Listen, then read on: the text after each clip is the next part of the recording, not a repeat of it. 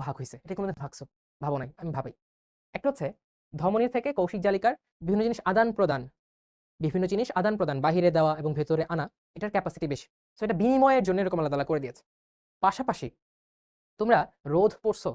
রোধের সমবায় সমান্তরাল পড়েছো কিনা? সমান্তরাল শ্রেণী বা সিরিজ পড়েছো? পড়েছো।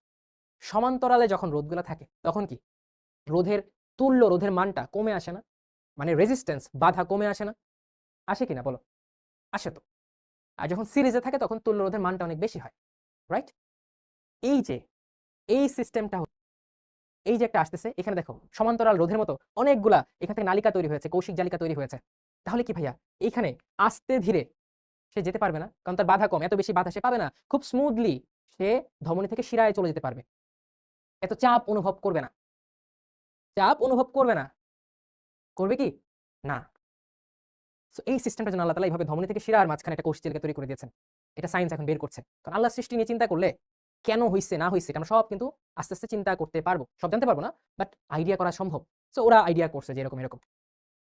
হতে পারে এইখান থেকেই এই যে রোধ অনেক কিছুই এগুলা কিন্তু প্র্যাকটিসে আসছে।